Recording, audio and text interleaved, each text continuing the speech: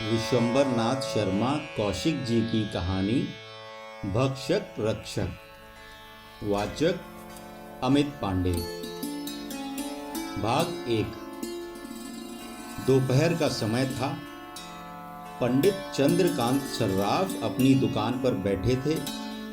थोड़ी ही दूर पर उनका एक सहकारी भी विराजमान था। एक बगल में उनका नौकर भी बैठा था। चंद्रकांत की दुकान पर अनेक प्रकार की सोने चांदी की तैयार वस्तुएं बिकती थीं। पंडित चंद्रकांत जम्हाई लेकर बोले, आज बड़ा सन्नाटा है। सहकारी बोला, अब धूप कुछ तेज होने लगी है, इसलिए दोपहर में आदमी नहीं निकलते। हाँ, यह बात तो है, चंद्रकांत ने कहा। दोनों मौन हो गए। समय काटने के लिए चंद्रकांत ने एक बही उठा ली और उसके पन्ने उलटने लगे। कुछ समय इस प्रकार बीतने के पश्चात सामने से स्त्री पुरुष का एक जोड़ा आता दिखाई पड़ा। दुकानों की ओर ताकते हुए वे दोनों चंद्रकांत की दुकान के सामने आए। दुकान के सन्मुख आकर दोनों ठिठक गए। शो केस में लगे हुए सामान को कुछ देर ध्यानपूर्वक देखने के पश्चात दोनों ने धीमे स्वर में कुछ बात की। चंद्रकांत ने बही पर से दृष्टि उठाकर उनकी ओर देखा। स्त्री की वयस 20-22 वर्ष के लगभग थी। गोरी चिट्टी, नाक नक्शे से दुरुस्त तथा हष्टपुष्ट। पुरुष की वयस 40 के लगभग होगी। सांवला रंग, कद नाटा, शरीर का पतला, कोट पैंट कॉलर नेकटाई से लैस। स्त्री बैंगनी रंग की बनारसी साड़ी और उसी कपड़े का जंपर तथा पैरों में सैंडल पहने थी। पुरुष ने आगे बढ़कर चंद्रकांत से पूछा, साड़ी पिन है? हाँ, ऊपर आ जाइए। आगे आगे स्त्री और पीछे पुरुष दोनों दुकान पर चढ़कर अंदर आ गए। पुरुष तो खड़ा रहा, स्त्री कुर्सी पर बैठ गई। चंद्रकांत ने एक बड़ा बक्स खोलकर स्त्री के हाथ में दे दिया। इस बक्स में अनेक डिजाइन तथा मूल्य की साड़ी पिनें लगी हुई थीं। स्त्री कुछ क्षण तक उन्हें देखकर पुरुष से बोली, जरा देखो। मैं क्या देखूं? जो तुम्हें पसंद है वह ले लो। कुछ तो सलाह दो, कुछ सलाह तो दो। पसंद में सलाह का क्या काम? यह कहकर पुरुष चंद्रकांत की ओर देखकर किंचित मुस्कुराया। चंद्रकांत भी मुस्कुरा दिए और बोले, ठीक कहा आपने। स्त्री एक पिन की ओर संकेत करके पुरुष से बोली, यह पिन अच्छी है। पुरुष पिन की ओर देखकर बोला, मुझे तो सभी अच्छी लगती हैं। स्त्री ने चंद्रकांत से पूछा, इसके क्या दाम हैं? चंद्रकांत ने पिन में लगा हुआ छोटा सा टिकट देखकर कहा, 25 रुपया। गिनी गोल्ड का है? पुरुष ने पूछा। हाँ, बीच में जो सफेद नगीना है वह पुखराज है। पुखराज तो पीला होता है, स्त्री ने कहा। चंद्रकांत शिष्टता पूर्वक हंसकर बोले, पीला भी होता है और सफेद भी। मैं तो हीरा समझी थी, स्त्री ने कहा। इतना बड़ा हीरा होता तो इस पिन के दाम 200 रुपए होते। अच्छा, तो इसे ही निकाल दीजिए। यही ले लिया। अंतिम वाक्य स्त्री ने पुरुष की ओर देखकर कहा। ठीक है। चंद्रकांत से वह बोला, दाम कुछ कम कर दीजिए। बिल्कुल एक दाम है, हमारे यहां मोल तो नहीं होता। चंद्रकांत ने पिन निकालकर एक छोटी डिब्बी में रखते हुए कहा। पुरुष ने जेब से मनी बैग निकाला और 25 रुपए गिनकर चंद्रकांत को दे दिए। चंद्रकांत ने रसीद दी। दोनों विदा हुए। भाग 2। पंडित चंद्रकांत जवान आदमी हैं। वयस 30-32 वर्ष के लगभग है। चंद्रकांत उन्हीं जैसे चरित्र के लोगों में रंगीली तबीयत के आदमी प्रसिद्ध हैं।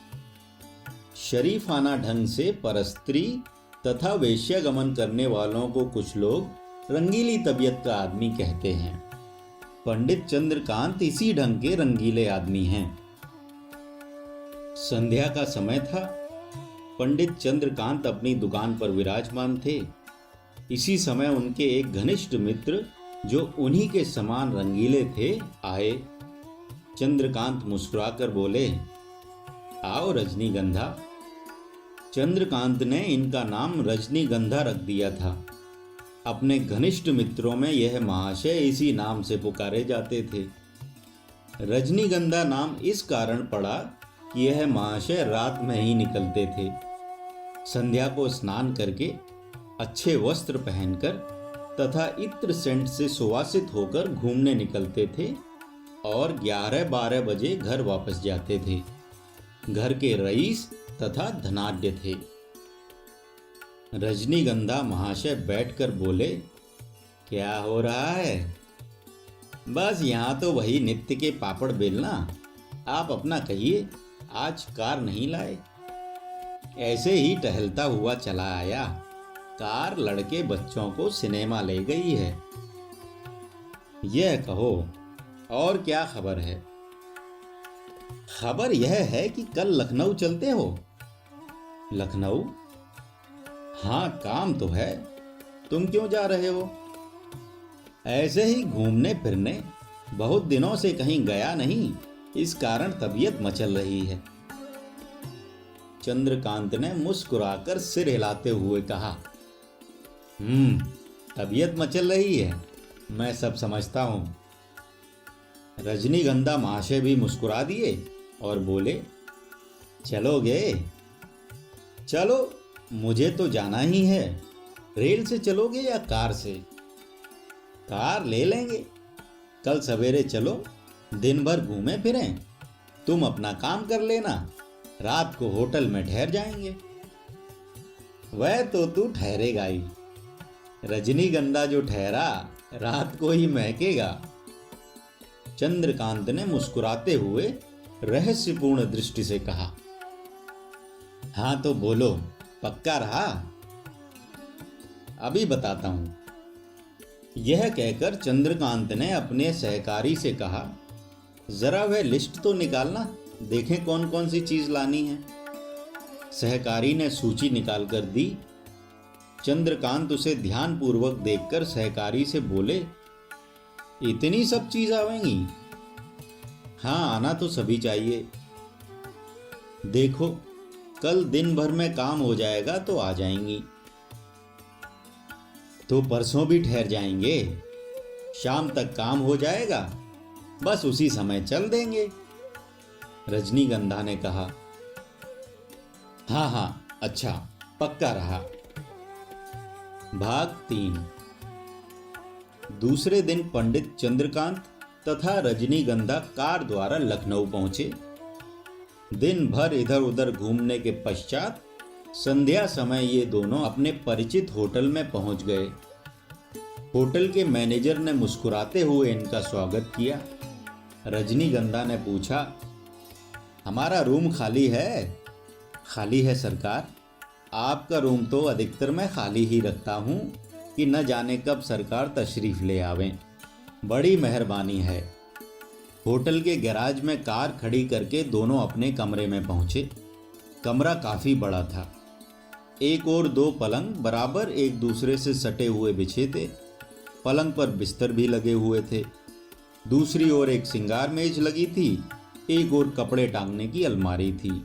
दीवार पर भी खूंटियां थीं।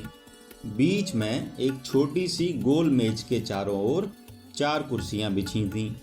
एक और गुसल खाने में जाने का द्वार था। 2 बत्तियां तथा पंखा भी था। रजनीगंधा ने पंखा खोलते हुए कहा, अब गर्मी पड़ने लगी। दोनों ने कोट उतार दिए और कुर्सियों पर बैठकर हवा खाने लगे। थोड़ी ही देर बाद एक बॉय आया और उसने पूछा, खाना कब खाइएगा? खाना 9 बजे, अभी तो ज़रा नहाना है। बहुत अच्छा, कहकर बॉय जाने लगा। रजनीगंधा ने उसे रोककर कहा, जरा सुनना, वह अल्लाह रक्खू कहाँ है? बुलवाऊं? हाँ। बॉय चला गया। चंद्रकांत मुस्कुराकर बोले, क्या मजाल जो चूक जाए, अबे कभी कभी तो भूल जाया कर। भूलने वालों की ऐसी तैसी, और मैं भूल जाऊं तो तुम कैसे हो? कर का माला छोड़कर मन का माला जपते हो बच्चा। बगुला हो, देखने में बड़े शांत और गंभीर, परंतु ध्यान मछली की ओर ही रहता है। इस समय अल्लाह रक्खू आ गया। उसने आते ही फराशी सलाम किया। अल्लाह रक्खू की वयस 50 के लगभग। गाल में पान की गिलोरी दबी हुई है। कहो मियाँ, अच्छे हो? हुजूर के इकबाल से सब बखैरियत। क्या हुक्म है? क्या बताना पड़ेगा? बस आपका इशारा ही काफ़ी है। हमारी पसंद तो जानते ही हो। नई चीज़ लीजिए, इंशाअल्लाह देखकर फड़क जाइएगा। यह कहकर अल्लाह रक्खू चला गया। अच्छा, मैं ज़रा नहा डालूं। हाँ, मांग चोटों से लैस हो जाऊं। भागो मत। यह कहकर रजनीगंधा गुसलखाने में चला गया। जिस समय रजनीगंधा गुसलखाने से निकलकर बाहर आया और सिंगार मेज के आईने के सामने बैठकर बाल संवार रहा था, उसी समय अल्लाह रक्खू आ गया। उसके पीछे एक स्त्री थी। अल्लाह रक्खू उसे बोला, चलिए आओ। स्त्री सकुचाती हुई आकर कुर्सी पर बैठ गई, परंतु ज्यों ही उसकी दृष्टि चंद्रकांत पर पड़ी, वह चौंक उठी। चंद्रकांत ने भी उसे ध्यानपूर्वक देखा। सहसा वह भी चौंके। यह स्त्री वही थी जो 1 मास पूर्व 25 रुपए की साड़ी पहन ले गई थी। स्त्री तुरंत उठकर खड़ी हुई और अल्लाह से बोली, चलो। क्यों? बैठो, शरीफ आदमी हैं। चंद्रकांत बोल उठा, बैठो, कोई डरने की बात नहीं है। अल्लाह रक्खू तुम जाओ। अल्लाह रक्खू चला गया। रजनीगंधा चुपचाप देख रहा था। चंद्रकांत ने पूछा, तुम कौन हो? सच बताओ। स्त्री रोने लगी। कुछ देर बाद जब वह शांत हुई तो बोली, आप विश्वास नहीं करेंगे। विश्वास क्यों नहीं करेंगे? कहो। स्त्री ने अपना वृतांत सुनाया। वह एक भले घर की लड़की थी। पड़ोस के एक युवक के प्रेम में फंसकर उसके साथ भाग खड़ी हुई थी। उस युवक ने कुछ दिनों बाद उसे उस व्यक्ति को सौंप दिया जिसके साथ वह अब रहती है और जो उस दिन उसके साथ चंद्रकांत की दुकान पर गया था। वह पुरुष उससे यह पेशा करवाता है।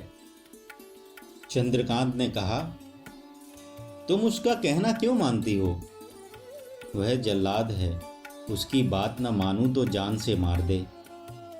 चंद्रकांत रजनीगंधा से परामर्श करके स्त्री से बोला, तुम हमारे साथ चलो तो हम किसी भले आदमी से तुम्हारा विवाह कर दें। मैं तैयार हूँ, मेरा उद्धार कीजिए, आपका जन्म भर एहसान मानूंगी। चंद्रकांत उस स्त्री को अपने साथ ले आए और एक युवक के साथ उसका विवाह करवा दिया। कभी कभी भक्षक भी रक्षक हो जाता है। कहानी का शीर्षक भक्षक रक्षक। कहानीकार विश्वंभर नाथ शर्मा कौशिक जी। वाचक अमित पांडे।